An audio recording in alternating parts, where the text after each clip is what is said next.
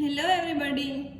Okay, so last આપણે complete કર્યું હતું SEM 3. Okay, SEM 3 માં UV spectroscopy we have completed. Now next what we are going to start is semester 4, and in semester 4 I'll be taking your natural product. Okay, so natural product તમારે study કરવાનું છે, બરાબર છે? અને પેપરનું નામ, પેપરનું title બી શું છે? Natural products. ઓકે, સો natural પ્રોડક્ટ્સમાં તમારે જે મેઇન બેઝિકલી 4 યુનિટ્સ છે. તમે જે ન્યૂ બુક લેશો એમાં પેપર કોડ તમારો ચેન્જ છે, આ નથી. Okay, but this is my book, so આમાં પેપર કોડ અલગ છે. બેઝિકલી 4 યુનિટ્સ છે, બહુ કાંઈ ચેન્જ નથી સિલેબસમાં, થોડો ઘણો ડિફરન્સ છે. So first is introduction to natural products. 4 units છે, એમાં ફર્સ્ટ છે ઇન્ટ્રોડક્શન ટુ નેચરલ પ્રોડક્ટ્સ. એમાં આપણે બધા વિટામિન સ્ટડી કરવાના છે. નેક્સ્ટ છે આલ્કલોઇડ્સનું સ્ટડી કરવાનું છે. એમાં બી તમારે જે ચેન્જ છે એ ક્યાં છે? આ સિન્થેસિસ ઓફ સ્કેલેટિયમ આલ્કલોઇડ A4 નથી, પ્લસ સિન્થેસિસ ઓફ ટાઇલોફોરિન નથી, એના બદલે તમારે સિન્થેસિસ ઓફ ટ્રોપિન છે, right? So that is one change. પછી વિટામિન્સમાં અહીંયા વિટામિન B12 એક નવું એડિશન કર્યું છે, એ તમારે B2 વિટામિન તમારે સ્ટડી કરવાનું રહેશે વધારામાં. પછી થર્ડ યુનિટ સેમ જ છે, કેરોટીનોઇડ્સ એન્ડ ટર્પીનોઇડ્સ, આમાં બધું તમારે સ્ટડી કરવાનું રહેશે. અને ફોર્થ યુનિટ છે steroids. Okay, very easy chapters, but બધામાં શું છે? રિએક્શન્સ છે અને પ્રૂફ છે. એટલે જેટલા રિએક્શન્સ અને જેટલા પ્રૂફ યાદ રાખશો એટલું તમારા માટે ઇઝી થઈ જશે. બધા યુનિટ્સ બહુ જ સારા છે, તમને મજા આવે એવા છે. થોડું કેલ્ક્યુલેશન આમાં ક્યાંય નથી, થોડી થિયરી પાર્ટ છે, મોસ્ટલી પ્રૂફ્સ છે બધા, અને એની સિન્થેસિસ છે. જનરલી કેલ્ક્યુલેટ કરવા જઈએ આપણે તો 1 2 3 4 5 6 7 then 8 9 10 11 12 13 14 15 16 17 18. So 18 to 20 synthesis generally છે. બધી લોંગ સિન્થેસિસ છે, પણ બહુ ઇઝી છે. લોંગ ઇન ધ સેન્સ પહેલાં ઓક્સિડેશન કરાવ્યું છે, પછી રિડક્શન કરાવ્યું છે, પછી ઓઝોનોલિસિસ કરાવ્યું છે, આવી બધી રિએક્શન્સ જાય છે અંદર. Okay, so reactions will be long, પણ લોંગ કઈ સેન્સમાં? ખાલી સ્ટેપ્સ વધારે છે, બાકી અંદર જે કરવાનું છે કામ એ તો ઇઝી જ છે. Okay, so first will be starting to introduction to natural products. So આજે આપણે ઇન્ટ્રોડક્શન ટુ નેચરલ પ્રોડક્ટ્સ જોઈ લઈશું. Let us start. Okay, general ઇન્ટ્રોડક્શનમાં પહેલાં બધાનું હોવું જોઈએ, પણ તમારે બધાનું ઇન્ટ્રોડક્શન આમાં આપ્યું નથી. So that will not be asked also, કેમ કે ઇન્ટ્રોડક્શન પાર્ટ છે. મેઇન પાર્ટ તો આગળ સિન્થેસિસથી ને વિટામિન A1 થી ચાલુ થશે, but still let us see કે ઇન્ટ્રોડક્શનમાં શું છે. જે ઇન્ટ્રોડક્શન આપેલું છે જનરલ ઇન્ટ્રોડક્શન નથી, ટર્પીનોઇડ્સનું ઇન્ટ્રોડક્શન છે. આગળ જો જનરલ ઇન્ટ્રોડક્શન હું ગોતું છું, મને મળી જશે તો તમને હું કરાવી દઈશ. But introduction is just four introduction. આમાં કંઈ તમારે બહુ યાદ રાખવા જેવું નથી. થોડા MCQs છે, એ યાદ રાખવા પડશે, બાકી nothing more. Okay, so terpenoids constitute a group of compounds majority of which are found to occur in plant kingdom. બરાબર છે, પ્લાન્ટમાંથી મળે છે આપણને ટર્પીનોઇડ્સ, કેરોટીનોઇડ્સ, સ્ટીરોઇડ્સ, બધું જનરલી ક્યાંથી મળતું હશે? આપણને પ્લાન્ટ એબ્સ્ટ્રેક્ટમાંથી મળતું હશે. A few have been isolated from other sources. થોડા ઘણા છે એ બીજા સોર્સમાંથી પણ મળતા હશે. The simpler mono and sesquiterpenoids terpenoids are the chief constituent of essential oils. Now this is an MCQ. કયા છે એસેન્શિયલ ઓઇલમાં? મોનો અને સેસ્ક્યુટર્પેનોઇડ. મોનોટર્પેનોઇડ અને સેસ્ક્યુટર્પેનોઇડ શેમાં યુઝ થાય છે? એસેન્શિયલ ઓઇલ્સ માટે તમારે યુઝ કરવામાં આવે છે. એસેન્શિયલ ઓઇલ્સ એટલે શું? કે જે ઓઇલ, એવા ઓઇલ્સ જે પરફ્યુમ્સમાં યુઝ થતા હોય, સ્મેલ જેનાથી સારી સ્મેલ આવતી હોય. આ બધા ટર્પેનોઇડ્સ છે કેવા છે? ગુડ સ્મેલિંગ કમ્પાઉન્ડ્સ છે, સારી સ્મેલ આવતી હોય એવા કમ્પાઉન્ડ્સ છે. જેમ કે મસ્ક ડિયરનું મસ્કોન છે, આવા બધા જે સારા હોય ને પરફ્યુમ્સમાં યુઝ થતા હોય એવા ઓઇલ્સ, એને કહેવાય છે ટર્પેનોઇડ્સ. પ્લેઝન્ટ સ્મેલિંગ કમ્પાઉન્ડ્સ કહીએ ને આપણે, એવું છે. The essential oils are volatile volatile oils obtained from the sap and tissues of certain plants and are obtained by steam distillation. બરાબર છે. સો એસેન્શિયલ ઓઇલ્સ કેવા હોય છે? જનરલી વોલેટાઇલ એટલે શું? ઉડી જાય એવા. અને કેમાંથી મળે છે આપણને? Sap and tissues of certain plants. Sap એટલે શું? જે થડ હોય ને, આપણે જે પ્લાન્ટનું થડ કહીએ ને એને સેપ કહેવાય, એની અંદરનો પાર્ટને સેપ કહેવાય, અને એને ટિશ્યુઝમાંથી આપણને મળે છે. અને કેને કઈ પ્રોસેસથી? સ્ટીમ ડિસ્ટિલેશનથી. They have pleasant odors એટલે સારી smell, and have used in perfumery from earlier times. પરફ્યુમ્સમાં યુઝ થાય છે. The di and triterpenoids are not steam volatile. This is also important. કયા સ્ટીમ વોલેટાઇલ નથી? ડાય અને ટ્રાયટર્પેનોઇડ છે એ કેવા છે? સ્ટીમ વોલેટાઇલ નથી. And are obtained from gums and resins of the plants and trees. અને કેમાંથી મળે છે? ગમ્સ એન્ડ રેઝિન્સ. ગમ્સ એન્ડ રેઝિન્સ એટલે જે પ્લાન્ટનું ગમ પાર્ટ હોય અને એનો રેઝિન પાર્ટ હોય એમાંથી મળે છે. The tetraterpenoids are known as carotenoids. This is also MCQ. કયા ટર્પેનોઇડને કેરોટીનોઇડ કહેવાય છે? ટેટ્રાટર્પેનોઇડને. The most important is polyterpenoid is rubber. અને ઇમ્પોર્ટન્ટ કયું છે? પોલીટર્પેનોઇડનું એક્ઝામ્પલ રબર. જે આપણે રબર યુઝ કરીએ છીએ કેવું છે? પોલીટર્પેનોઇડ છે. Earlier terpenoids were known to as terpenes. પહેલાના જમાનામાં ટર્પેનોઇડ્સને શું કહેવાતું? ટર્પીન્સ. Though this name is still used, the general name terpenoids is preferred. આ નેમ હજી પણ યુઝ થાય છે, પણ જનરલ ટર્પેનોઇડ નામ હવે ચાલે છે. The suffix in terpene indicates unsaturation. બરાબર છે. આમાં જે in લાગે એ કેની માટે છે? અનસેચ્યુરેશન માટે. Thus the name of terpene is not appropriate for compounds such as alcohols, aldehydes, ketones, etc. પણ ઇન તો ખાલી ડબલ બોન્ડ માટે જ છે. આલ્કોહોલ્સ કે આલ્ડીહાઇડ્સ કે કીટોન્સ માટે જનરલી અપ્રોપ્રિએટ નહોતું લાગતું, એટલે એને પછી ટર્પીનોઇડ કરી નાખ્યું. The term terpene is restricted to the hydrocarbons C10H16 designated as monoterpene. એટલે હવે ખાલી જે C6H16 વાળા જે કમ્પાઉન્ડ છે એને જ આપણે ટર્પીન કહી શકીએ છીએ, અને એ કેવા છે? મોનોટર્પેનોઇડ્સ છે. નેક્સ્ટ છે ક્લાસિફિકેશન. મોસ્ટ ઇમ્પોર્ટન્ટ છે આ. 2 માર્ક્સમાં પૂછાય છે ક્લાસિફિકેશન. યાદ રાખીને જ જવાનું છે, અને MCQમાં પણ એટલું જ ઇમ્પોર્ટન્ટ છે. The natural terpenoid hydrocarbons mostly have the general formula C5H8N. General formula શું છે ટર્પેનોઇડ્સની? C5H8N. The value of N is the basis of classification. હવે N ની વેલ્યુ ઉપરથી આપણને ક્લાસિફિકેશન મળે છે. ઓકે, સો N1 હોય, સપોઝ અહીંયા ઉપર નથી આપેલું, N1 હોય તો નંબર ઓફ કાર્બન કેટલા હશે? 5. જો અહીંયા 5 છે એટલે 5. મોલિક્યુલર ફોર્મ્યુલા શું હશે? C5H8. અને એને કહેવાય શું? હેમી ટર્પીન. હેમી ટર્પીન એટલે શું? અડધું terpene. Okay, now if N is equals to 2 તો નંબર ઓફ કાર્બન એટમ્સ કેટલા હશે? 10 હશે. Molecular formula C10H16. ક્લાસિફિકેશન એને કહેવાતા હશે? મોનોટર્પેનોઇડ્સ. N3 હોય તો કાર્બન કેટલા હશે? 15 હશે. મોલિક્યુલર ફોર્મ્યુલા કેટલી હશે? C15H24. જો 8 3 ઝા 24, પછી અહીં 8 2 ઝા 16, એટલે એમ જેમ વધારતા જાઓ એમ તમારું આ મોલિક્યુલર ફોર્મ્યુલા મળતી જશે, અને મલ્ટીપ્લાય કરો એટલે તમને મોલિક્યુલર ફોર્મ્યુલા મળશે. અને પછી એના નામ યાદ રાખવાના કે C15 છે તો કયું હોય? સેસ્ક્યુ ટર્પેનોઇડ્સ. 4th છે N4 હોય તો કાર્બન કેટલા હશે? 20, તો C20H32. આને કહેવાય ડાયટર્પેનોઇડ્સ. 5 હોય તો 25 કાર્બન્સ હોય, C25H40. શું કહેવાય? સેસ્ટરટર્પેનોઇડ્સ. 6 હોય, કાર્બન 30 હોય, C30H48. એને કહેવાય ટ્રાયટર્પેનોઇડ્સ. 8 હોય, જો આમાં 7 નથી, 7નું કંઈ ક્લાસિફિકેશન નથી, ડાયરેક્ટ 8 આપ્યું છે. 8 હોય, નંબર ઓફ કાર્બન્સ 40 હોય તો C40H64. આને કહેવાય ટેટ્રાટર્પેનોઇડ્સ ઓર કેરોટેનોઇડ્સ. અને ગ્રેટર દેન 8 હોય તો એને કહેવાય 40 નંબર ઓફ કાર્બન હશે, ગ્રેટર દેન 40, તો એમાં હશે C5H8N ના ફોર્મમાં, અને એને કહેવાશે પોલીટર્પેનોઇડ્સ. આમાંથી જનરલી MCQમાં પૂછાય છે, આ પૂછાય છે સેસ્ટર, સેસ્ક્યુ અને ટેટ્રા. શું પૂછે છે આમાંથી?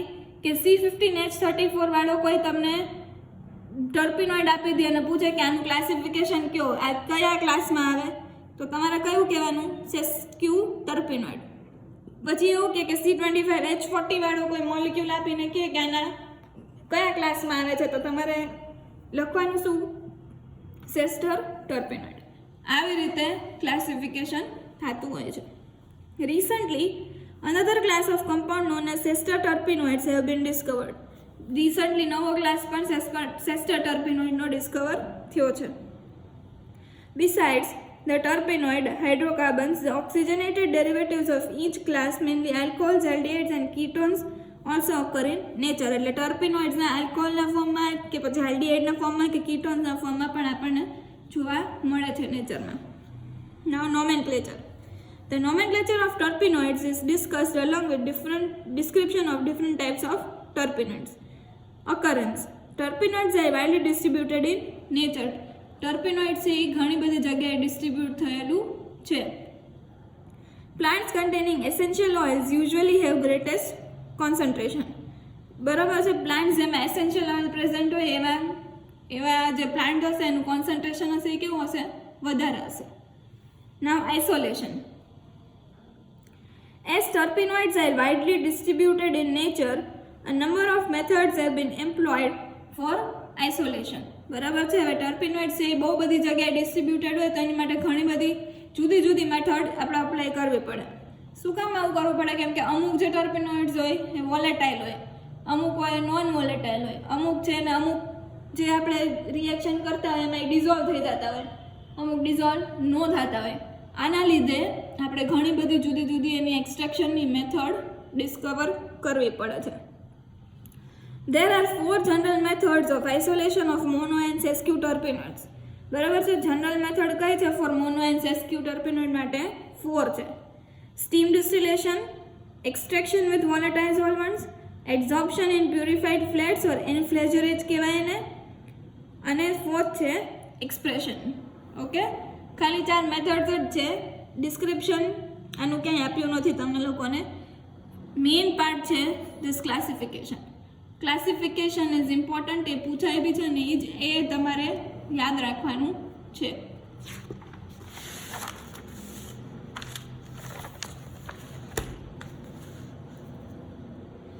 The most common method of isolation is by extraction with volatile solvents. હવે મોસ્ટ કોમન મેથડ શું છે કે તમે જે આપણું જે એસેન્શિયલ ઓઇલ હોય એને શેનાથી એક્સટ્રેક્ટ કરશો? વોલેટાઇલ સોલ્વન્ટ્સમાં. સોલ્વન્ટમાં નાખી દો અને સોલ્વન્ટમાં ડિઝોલ્વ કરો અને જે કાંઈ પણ ઓઇલ પછી સોલ્વન્ટને ઉડાડો એટલે જે કાંઈ પણ ઓઇલ મળે એ કેવું હશે? પ્યોર ફોર્મમાં મળશે. The plant is macerated and extracted with petroleum ether. હવે આની પ્રોસેસ કે છે કે કેવી રીતના કરવાનું? તો ફર્સ્ટ સ્ટેપ શું છે? The plant is macerated or extracted with petroleum ether and the solvent is removed by distillation in vacuum to give the oil. એટલે કે પ્લાન્ટને પહેલાં તો શું કરવાનું? સરખી રીતના મસળવાનું. મર્સરેટેડ એટલે શું? એને આપણે જે ખાંડણીમાં ખાંડીએ ને એ કૂચો કરીએ એ. The plant is macerated and extracted with petroleum ether. પછી એમાં પેટ્રોલિયમ ઇથર નાખી દેવાનું અને સરખું મિક્સ કરવાનું અને પછી જે સોલ્વન્ટ હોય એને ડિસ્ટિલેશનથી રિમૂવ કરવાનું. એટલે જે પેટ્રોલિયમ ઇથર હશે એ ઉડી જશે અને આપણી પાસે જે મળશે એ શું હશે? પ્યોર ઓઇલ મળશે. Alternatively, the volatile oil may be obtained from macerated plant material by steam distillation. બરાબર છે. સ્ટીમ ડિસ્ટિલેશનથી આપણને જે આપણો મર્સરેટેડ પ્લાન્ટ હશે એમાંથી ઓઇલ મળશે. This method cannot be used if the compound is decomposed under these conditions. હવે આ મેથડ છે જો કમ્પાઉન્ડ છે ડિકમ્પોઝ થઈ જતું હોય, કમ્પાઉન્ડનું ઓક્સિડેશન કે હાઇડ્રોજનેશન કે એવું કંઈ થઈ જતું હોય, ડિકમ્પોઝિશન થતું હોય તો આ મેથડ યુઝ કરવામાં ન આવે. બરાબર છે. Steam distillation. This method cannot be used if the compound is decomposed under these conditions. The oil can be isolated by method 3. હવે આવા કમ્પાઉન્ડ માટે શું કરવાનું? તો કે oil can be isolated by method number 3. Method number 3 શું છે? For this method number 3 એટલે અહીંયાની મેથડ નંબર 3 કે છે adsorption in purified here. Adsorption in purified fats or enfleurage. એટલે સપોઝ તમને એવું કે એન્ફ્લ્યુરેજ મેથડ સમજાવો તો કઈ છે આગળ હું સમજાવવાની છું એ મેથડ. અને ફર્સ્ટ મેથડ છે સ્ટીમ ડિસ્ટિલેશન. સેકન્ડ છે એક્સટ્રેક્શન વિથ વોલેટાઇલ સોલ્વન્ટ, જે મેં કરાવ્યું પેટ્રોલિયમ ઇથર વાળું. થર્ડ છે એબ્ઝોર્પ્શન ઇન પ્યુરિફાઈડ ફ્લેટ્સ, ઓર એને કહેવાય ઇન્ફ્લ્યુરેજ. બરાબર છે, ઇન્ફ્લ્યુરેજ. ઓકે, સો હવે જે મેથડ આપણે સ્ટડી કરશું એ કઈ હશે? ઇન્ફ્લ્યુરેજ મેથડ. ઇન્ફ્લ્યુરેજ મેથડમાં શું કરવાનું છે? અહીંયાથી સ્ટાર્ટ થાય છે. For this the fat is warmed, that is 44 to 50 degree Celsius. પહેલાં તો એક ફેટ લેવાનું અને ફેટને શું કરવાનું? વોર્મ કરવાનું. ફેટ એટલે જનરલી શું હોય? કોઈ ક્રીમ બેઝ હોય, બરાબર છે ને, ફેટ કહેવાય. The fat is warm. The flower petals is spread on the surface of the fat until the latter is saturated. એટલે શું કરવાનું? પહેલાં ફેટ લેવાનું, એને ગરમ કરવાનું, એની ઉપર જે આપણી પાસે પેટલ્સ છે જેમાંથી આપણને ઓઇલ જોઈ છે, બરાબર છે, એની ઉપર સ્પ્રેડ કરવાના. ક્યાં સુધી સ્પ્રેડ કરવાના? જ્યાં સુધી જે ફેટ છે એ સેચ્યુરેટેડ ન થઈ જાય ત્યાં સુધી સેચ્યુરેશન કરવાનું, એટલા બધા પેટલ્સ નાખવાના. The fat is then reflux with ethyl alcohol. પછી જે ફેટ હોય છે એને ગરમ કરવાનું. આપણે જે રિફ્લક્સ કરી છે ને એને કેની સાથે રિફ્લક્સ કરવાનું? ઇથાઇલ આલ્કોહોલ સાથે. હવે રિફ્લક્સ સાથે એટલે શું થશે? જે ફેટ હશે એ બધી ડિઝોલ્વ થઈ જશે. The dissolve fat is remove by cooling. બરાબર છે ને, કુલ કરશો એટલે જે ફેટ હશે એ રિમૂવ થઈ જશે. And the residual alcoholic solution, જે પાછળનું આલ્કોહોલિક સોલ્યુશન બચશે, is distil in vacuo to give the essential oil. અને આલ્કોહોલ જે હશે એને આપણે ડિસ્ટિલ કરશું એટલે આપણને આપણું એસેન્શિયલ ઓઇલ પાછું રિકવર થઈ જશે અને એ કેવું હશે? પ્યોર ફોર્મમાં મળશે. Recently various types of chromatography methods have been used for isolation and separation of terpenoids. Recently આપણે જે ક્રોમેટોગ્રાફિક મેથડ કરીએ છીએ, TLC વાળી પ્લેટ મેથડ છે, બરાબર છે, thin layer chromatography, gas chromatography, આવી બધી મેથડ્સથી પણ આપણે જે ટર્પેનોઇડ્સ છે એને એક્સટ્રેક્ટ કરી શકીએ છીએ. Methods have been used for isolation and separation of terpenoids. The most common method, chromatographic methods, is by allowing the oil to pass through a column of suitable adsorbent. એટલે કોલમ ક્રોમેટોગ્રાફી કરવાનું કહે છે, બરાબર છે. That is silica, alumina, silica gel etcetera. એટલે આપણે શું કરવાનું? એક કોલમ લેવાની, એમાં શું ભરવાનું? સિલિકા કા એલ્યુમિના જેલ ભરવાની. એમાં આપણો જે ઓઇલનો પાર્ટ છે એને નાખવાનું અંદર. એટલે જે કાંઈ પણ ઓઇલ હશે એના જે એનું જે RF હશે, રિટેન્શન ફેક્ટર, એની ઉપરથી ઓઇલ ધીમે ધીમે બધા નીકળતા જશે. Various types of terpenoids are concentrated in different zones. બરાબર છે, એટલે જુદા જુદા જે ટર્પેનોઇડ્સ હશે એ અલગ અલગ સિલિકાના જે આપણે જેલ ભરીએ છીએ એમાં કોન્સન્ટ્રેટ થતા જશે. કોન્સન્ટ્રેટ થતા જશે એટલે શું? અંદર એબ્ઝોર્બ થતા જશે જુદા જુદા પાર્ટ્સમાં. Concentrated in different zones. The zones are then cut. હવે જે ઝોન હોય જેમાં એબ્ઝોર્બ થયેલું હોય જુદા જુદા ઝોનને આપણે કટ કરશું. And the terpenoids are isolated by extraction with solvents. અને પછી એને આપણે આઇસોલેટ કરશું સોલ્વન્ટ સાથે. Gas chromatography is particularly used for isolating pure configurational isomers. બરાબર છે, ગેસ ક્રોમેટોગ્રાફી શેની માટે યુઝ થાય છે? Isolation of pure configurational isomers from synthetic mixtures. Another method used for the separation of terpenoids, especially for oxygenated derivatives, is counter current distribution. બરાબર છે. Another બીજી method છે, કોની માટે છે? જેમાં ઓક્સિજન વાળો કોઈ કમ્પાઉન્ડ હોય, ઓક્સિજનેટેડ ડેરિવેટિવ્સ હોય ટર્પેનોઇડ્સના, એની માટે કઈ યુઝ થાય છે? Counter current distribution. આ બધી મેથડ્સના નામ જ છે ખાલી, ક્યાંય તમને અત્યાર સુધી એક કે બી પેપરમાં પૂછાણી નથી, પણ ઇન કેસ પૂછાય તો you have to remember. By expression method, that જો હવે કઈ છે એક્સપ્રેશન મેથડ, આ ફોર્થ મેથડ છે. Expression method only half the oil is recovered. હવે એક્સપ્રેશન મેથડ યુઝ કરીએ તો શું થાય છે? અડધું જ ઓઇલ આપણને મળે છે. The rest remains with the residue. જે અડધું હોય છે આપણો જે રેસિડ્યુ એની સાથે જ રહી જાય છે. This method is mostly use for obtaining citrus oil, lemon oil and green grass oil. Expression method યાદ રાખજો. ફોર્થ મેથડ એક્સપ્રેશન મેથડ છે. આ કઈ હતી? થર્ડ હતી. આ કઈ હતી? સેકન્ડ હતી. અને first steam distillation. Expression method only half the oil is recovered. The rest remains with the residue. The method is mostly use for obtaining citrus oil. જો સિટ્રસ ઓઇલ માટે યુઝ થાય છે, લેમન ઓઇલ માટે use થાય છે અને grass oil માટે use થાય છે. એમસીક્યુમાં કદાચ પૂછી લે, પેપર ટફ કરવું હોય તો પૂછે કે એક્સપ્રેશન મેથડ શેની માટે યુઝ થાય છે? સિટ્રસ ઓઇલ, લેમન ઓઇલ અને grass oil. Okay, so this is all about extraction. Now what we are going to study is general methods for structure determination. General methods કઈ હોય? જો આપણું unknown કોઈ આપણને ઓઇલ મળે, ટર્પિનોઇડ્સ જનરલી ઓઇલના ફોર્મમાં હોય, તો આપણને કોઈ ઓઇલ મળશે તો એને આપણે કેવી રીતના ખબર પડશે કે આમાં કયા ફંક્શનલ ગ્રુપ છે, શું છે અંદર, ડબલ બોન્ડ કેટલા છે? તો એની માટે જે જનરલ મેથડ્સ હોય છે એ આપણે જોવાના છે.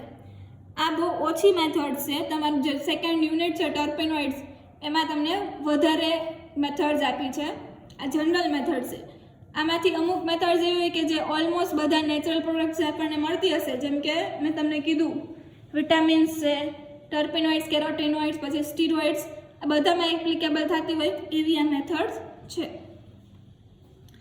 The essential requirement for determining the structure is the isolation of the compound in the pure state.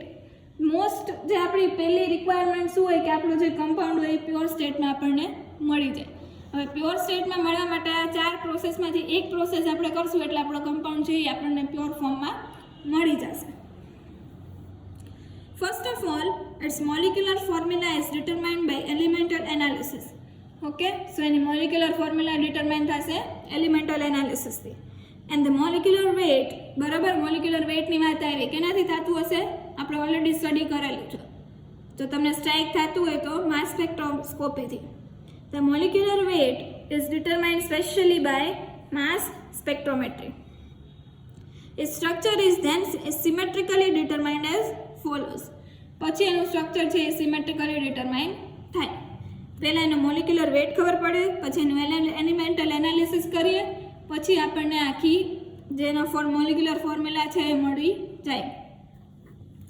If the terpenoid contains oxygen, બરાબર છે. હવે જો આપણા ટર્પિનોઇડમાં ઓક્સિજન હોય તો ઓક્સિજન કયા ફંક્શનલ ગ્રુપમાં હોઈ શકે? જો આલ્ડીહાઇડમાં છે ઓક્સિજન, કીટોનમાં છે ઓક્સિજન, એસ્ટરમાં છે ઓક્સિજન, બરાબર. તો ઇટ્સ પછી હાઇડ્રોક્સી OH ગ્રુપ છે એમાં ઓક્સિજન છે. If its functional nature is determined, that is whether it is present as hydroxyl, aldehyde, ketone etcetera. તો પછી એ કયા ફોર્મમાં પ્રેઝન્ટ છે? જો ઓક્સિજન છે તો એ કયા ફોર્મમાં પ્રેઝન્ટ છે? હાઇડ્રોક્સિલના ફોર્મમાં પ્રેઝન્ટ છે, આલ્ડીહાઇડના ફોર્મમાં પ્રેઝન્ટ છે, કીટોનના ફોર્મમાં પ્રેઝન્ટ છે, કયા ફોર્મમાં પ્રેઝન્ટ છે એ પણ ડિટરમાઇન કરવું પડશે ને સાથે સાથે. તો પછી એનું ડિટર્મિનેશન થાય.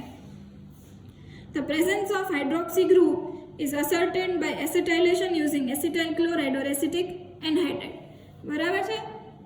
હવે આપણે જેમ કરીએ છીએ એસિટાઇલેશન, હાઇડ્રોક્સિલ ગ્રુપ હોય તો OH છે એમાં આપણે COCH3 નાખી દે તો શું થશે? OCOCH3 થઈ જશે, એસ્ટરના ફોર્મમાં આવી જશે. તો આની ઉપરથી ખબર પડશે, જો આવું થતું હોય તો આપણને ખબર પડી જાય કે હાઇડ્રોક્સિલ ગ્રુપ પ્રેઝન્ટ છે. પણ જો આ રિએક્શન ન થતી હોય તો આપણને કન્ફર્મ થઈ જાય કે ભાઈ હાઇડ્રોક્સિલ ગ્રુપ પ્રેઝન્ટ નથી. તો એની માટે કયું છે? પહેલાં તો એસિટાઇલ ક્લોરાઇડ છે, એસિટિક એનહાઇડ્રાઇડ છે અને બેન્ઝોઇલેશન. આ 3 છે, 3 કમ્પાઉન્ડ છે જેનાથી આપણે હાઇડ્રોક્સિલ ગ્રુપનું ડિટર્મિનેશન કરી શકીએ. Okay, acetyl chloride, acetic anhydride અને benzoylation. If hydroxyl group is present, the number is determined by saponification. હવે જો હાઇડ્રોક્સિલ ગ્રુપ પ્રેઝન્ટ આવ્યું તો પછી શું કરે ને, કેટલા નંબરમાં છે? નંબર એટલે એક હાઇડ્રોક્સિલ ગ્રુપ છે, 2 હાઇડ્રોક્સિલ ગ્રુપ છે, 3 હાઇડ્રોક્સિલ ગ્રુપ છે, કેટલા છે એ કેનાથી ડિટરમાઇન થશે? સેપોનિફિકેશન મેથડથી. Saponification of a weighed amount of acetate with sodium hydroxide excess known concentration followed by titration with titration of excess alkali. બરાબર છે. એનું જે નોન અમાઉન્ટ હશે આપણે કેનું સોડિયમ આપણા જે કમ્પાઉન્ડનું સોડિયમ એસિટેટ જે બન્યું હશે, number of weighed amount of acetate. Okay, જે આપણું એસિટેટ બન્યું હશે અહીંયા OCOCH3 વાળું, એને કેની સાથે ટાઇટ્રેટ કરશે? સોડિયમ હાઇડ્રોક્સાઇડ સાથે, બરાબર છે. અને followed by titration with excess alkali. અને આની ઉપરથી આપણને number of hydroxyl group present કેટલા છે નંબર એ ખબર પડી જશે. The presence of aldehyde or ketonic group. હવે જો હાઇડ્રોક્સિલ ગ્રુપનું પૂરું થઈ ગયું, જો હાઇડ્રોક્સિલ ગ્રુપ હોય તો આ બધી મેથડ કરવાની. But if hydroxyl group is not present તો શું કરશું? તો કયું ફંક્શનલ ગ્રુપ બચ્યું? આલ્ડીહાઇડ કાં તો ketone. It is asserted by the formation of an oxime, semicarbazone or phenyl hydrogen. Okay, so oxime બનાવો કાં તો સેમિકાર્બેઝોન બનશે અને કાં તો ફિનાઇલ હાઇડ્રોજન બનતું હોય તો આપણને ખબર પડશે કે આમાં આલ્ડીહાઇડ કે કીટોન ગ્રુપ પ્રેઝન્ટ છે. Okay, now if the presence of olefinic double bonds is asserted, એટલે આપણે જો આપણા કમ્પાઉન્ડમાં ડબલ બોન્ડ છે તો એ કેવી રીતના ડિટરમાઇન થાય? By the means of bromine. જેમ આપણે ડબલ બોન્ડનું ડિટેક્શન કરતા હોય બ્રોમિન નાખીને, એવી રીતે. The number of double bonds is determined by analysis of the bromide. Bromide થી થાય or by quantitative hydrogenation. શેનાથી થાય? બીજું quantitative hydrogenation. Or by titration with monoperbenzoic acid or perbenzoic acid. ત્રણ વેદ છે, કાં તો બ્રોમિનથી, કાં તો ક્વોન્ટિટેટિવ હાઇડ્રોજનેશન કરો ઓર કાં તો ટાઇટ્રેશન કરો. કોનાથી? મોનોપરબેન્ઝોઇક એસિડ ઓર પરબેન્ઝોઇક એસિડથી. In the latter method, latter method એટલે આ વાળી પરબેન્ઝોઇક ઓર મોનોપરબેન્ઝોઇક મેથડ છે એનાથી. A known amount of terpenoid is treated with an excess of standard chloroform solution of peroxide. બરાબર છે? આ મેથડમાં શું કરવાનું છે આપણે?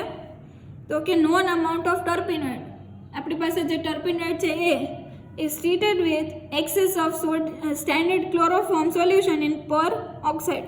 એટલે CCl4 plus CH3COOH. પરબેન્ઝોઇક એસિડ એટલે શું? કે પર એસિટિક એસિડ એટલે શું? કે એક ઓક્સિજન વધારે હોય. એસિડમાં કેટલા ઓક્સિજન હોય? 2. તો પર એસિડ એટલે શું? એક ઓક્સિજન વધારે, એટલે કેટલા હશે? 3.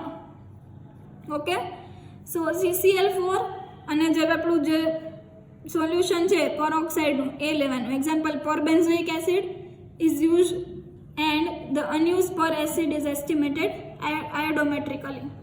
ઓકે, તો પહેલાં શું કરવાનું? ડબલ બોન્ડ લ્યો, એમાં પરબેન્ઝોઇક એસિડ લ્યો. પરબેન્ઝોઇક એસિડ લ્યો તોય ચાલે, પર એસિટિક એસિડ લ્યો તોય ચાલે. પછી જે બનશે એ શું બનશે? ઇપોક્સાઇડ બની જશે. ઇપોક્સાઇડ એટલે શું? જાય એક ઓક્સિજન એક્સ્ટ્રા છે અહીંયા ડબલ બોન્ડ ઓની જગ્યાએ ઓક્સિજન લાગી જશે. સી ડબલ બોન્ડ સીની જગ્યાએ ઓક્સિજન આઈ મીન ઇપોક્સિડેશન થઈ જશે. અને જે એક્સિસ બચશે આપણી પાસે અનયુઝડ પર એસિડ, એને આપણે આયોડીમેટ્રિકલી ટાઇટ્રેટ કરી અને એનો જે અમાઉન્ટ છે એ ખબર પાડી લઈશું. From the number of double bonds and the nature of the functional group, if any, the molecular formula of the parent compound is derived. હવે નંબર આપણી પાસે ડબલ બોન્ડ મળે અને જો ફંક્શનલ ગ્રુપ જો હોય, ઇફ એની એટલે કોઈ હોય તો the molecular formula of the parent compound is derived. તો આપણને મોલિક્યુલર ફોર્મ્યુલા જે છે પેરેન્ટ કમ્પાઉન્ડની ખબર પડી જાય. From this the number of rings present in the structure can also be ડિડ્યુસ.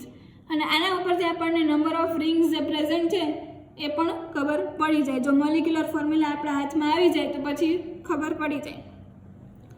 The number of C-methyl groups is estimated by Kuhn-Roth method. C-methyl groups એટલે કે carbon સાથે જે મિથાઇલ ગ્રુપ અટેચ છે એ કેનાથી ખબર પડશે? Kuhn-Roth મેથડથી. In this method, a known amount of terpenoid is oxidized with chromic acid, which converts each C-methyl group into one molecule of acetic acid. હવે આપણે જે Kuhn-Roth મેથડ એપ્લાય કરી છે એમાં શું કરી છે? આપણું જે ટર્પિનોઇડ હોય એને ઓક્સિડેશન કરો. કોની સાથે કરશો? એ રિએજન્ટ કયો છે? ક્રોમિક એસિડ. એટલે જે સી મિથાઇલ ગ્રુપ હશે, જે મિથાઇલ ગ્રુપ હશે એનું કન્વર્ઝન થઈને એસિટિક એસિડમાં કન્વર્ટ થઈ જશે. The acetic acid form is obtained by steam distillation and its amount is estimated by titration against standard alkali. હવે એસિડ છે એને બેઝ સાથે રિએક્ટ કરાવે એટલે આપણને એનું ટાઇટ્રેશનનું અમાઉન્ટ હશે એ ખબર પડી જશે અને એની ઉપરથી આપણને number of C methyl groups બી ખબર પડી જશે. The presence of isopropylidine group is detected and estimated by ozonolysis, which gives acetone, which is estimated. હવે જો આઇસોપ્રોપિલિડીન ગ્રુપ હોય, આઇસોપ્રોપિલિડીન ગ્રુપ એટલે આ છે આઇસોપ્રોપિલિડીન ગ્રુપ. આવું કોઈ ગ્રુપ હોય, આઇસો એટલે એક જ કાર્બન ઉપર 2 મિથાઇલ. આઇસોપ્રોપિલિડીન ગ્રુપ હોય તો એનું ઓઝોનોલિસિસ કરો તો શું થશે? સી ડબલ બોન્ડ સીની જગ્યાએ સી ડબલ બોન્ડ ઓ થઈ જશે વિચ ગિવ્સ એસિટોન, જે આપણને એસિટોન મળે છે અને જે આપણે એસ્ટિમેટ કરી અને presence of isopropylidene group detect કરશું. Isopropenyl group on similar treatment gives formaldehyde. જો આઇસોપ્રોપિલિડીન હતું, હવે આઇસોપ્રોપિનાઇલ ગ્રુપ, આ આઇસોપ્રોપિનાઇલ ગ્રુપ ચાલો C double bond CH2 CH3, આનું જો આપણે ઓઝોનોલિસિસ કરશું તો આપણને શું મળશે? HCHO મળશે. બરાબર છે, ફોર્માલ્ડિહાઇડ મળશે. આ યાદ રાખવાનું છે તમારે MCQમાં. એક આઇસોપ્રોપિનાઇલ ગ્રુપ છે અને બીજું કયું છે? આઇસોપ્રોપિલિડીન ગ્રુપ છે. જો આઇસોપ્રોપિનાઇલ ગ્રુપનું ઓઝોનોલિસિસ કરી, આ O3 એટલે ઓઝોનોલિસિસ કરી તો ફોર્માલ્ડિહાઇડ મળે, અને આઇસોપ્રોપિલિડીનનું જો આપણે ઓઝોનોલિસિસ કરી તો આપણને એસિટોન મળે છે. This is important for MCQ. However, the isopropylidene and the isopropinyl groups can be differentiated by IR spectroscopy. Okay, so isopropylidene and isopropynyl બંને આપણે IR spectroscopy થી ડિફરન્શિએટ કરી શકીએ છીએ. કેવી રીતના કરશું? જો ડિફરન્સ છે સ્ટ્રક્ચરમાં, અહીંયા C ડબલ બોન્ડ CH2 છે એટલે CH2 ની ફ્રીક્વન્સી આપણને મળશે. ઓમાં કેવું છે? Double bond C CH3 CH3 double bond C, આનું આપણને આ CH2 નો જે પીક મળતો હશે ડબલ બોન્ડ C વાળો એ નહીં મળે આમાં. ઓકે, સો આની ઉપરથી ડિફરન્શિએટ થઈ જશે. તો કાર્બન સ્કેલેટન એટલે કે હવે જે કાર્બનનો સ્કેલેટન હોય આપણી પાસે, જે આપણા કમ્પાઉન્ડમાં ટર્પિનોઇડમાં, એ કેનાથી ડિટરમાઇન થશે? By dehydrogenation of the cyclic terpenoid with sulphur. Okay, તો કાર્બન સ્કેલેટન જે છે એને શું કરશું? ડિહાઇડ્રોજનેટ કરશું તેનાથી સલ્ફર સાથે. સલ્ફર, સેલેનિયમ, પ્લેટિનમ ઓર પેલેડિયમ, આ 4 રિએજન્ટ્સ યુઝ થશે, which converts it into parent or related aromatic compound. જેને પેરેન્ટ કમ્પાઉન્ડમાં તો કાં તો રિલેટિવ એરોમેટિક કમ્પાઉન્ડ, યુઝ્યુઅલી કયો કમ્પાઉન્ડ બનશે? પેરાસાયમિન, પી સાયમિન. પી મીન્સ પેરાસાયમિનમાં એને કન્વર્ટ કરશે, અને આની ઉપરથી આપણને કાર્બન સ્કેલેટન ખબર પડી જશે. Now oxidative degradation is most powerful tool in the structure elucidation of terpenoids. Oxidative degradation છે આપણને સ્ટ્રક્ચર ફાઇન્ડ કરવામાં બહુ ઇમ્પોર્ટન્ટ છે. The terpenoid is degraded into small fragments. પહેલા terpenoids ને ડિગ્રેડ કરે, નાના નાના કટકા કરે, which are isolated and identified. The usual reagents used for this purpose are, હવે જો ઓક્સિડેશન માટેના reagents આપ્યા છે: ozone, potassium permanganate, chromic acid, sodium hypobromide, osmium tetroxide, nitric acid, lead tetraacetate, peroxy acid or NBS, N bromo succinimide. આટલા રિએજન્ટ્સથી તમે oxidative degradation કરી શકશો. અને ઓક્સિડેટિવ ડિગ્રેડેશન થશે એનાથી શું થશે? જે આપણું ટર્પિનોઇડ હશે ને નાના નાના મોલિક્યુલ્સ આપણને ફ્રેગમેન્ટ્સ મળશે. It is possible to use a reagent selectively for oxidizing a particular group in the molecule. આ બધા ગ્રુપને આપણે સિલેક્ટિવલી યુઝ કરી શકીએ, જેમ આપણે ટર્પિનોઇડની પ્રોપર્ટી હોય એ રીતે. So that is all about oxidative degradation. Measurement of refractive index give the molecular refraction which may be helpful to deduce the nature of the carbon skeleton. હવે કાર્બન સ્કેલેટન ડિટરમાઇન કરવું હોય તેના માટે measurement of refractive index પણ કામ આવી શકે છે, સ્પેશિયલી ઇન સેસ્ક્યુ ટર્પિનોઇડ્સ. સેસ્ક્યુ ટર્પિનોઇડ્સ છે એમાં કામ આવશે. The molecular refraction Rm is given by the expression Rm is equals to n square plus 1 upon n square plus 2 m upon p. ખાલી ફોર્મ્યુલા છે, ક્યાંય તમને યુઝ નથી આવવાની, but generally where n is refractive index, p is density and m is molecular weight. The presence of conjugated double bonds is determined by measurement of optical excitation. બરાબર છે, double bond હશે તો એ કેવી રીતના determine થશે? By the measurement of optical exaltation. Optical exaltation એટલે શું?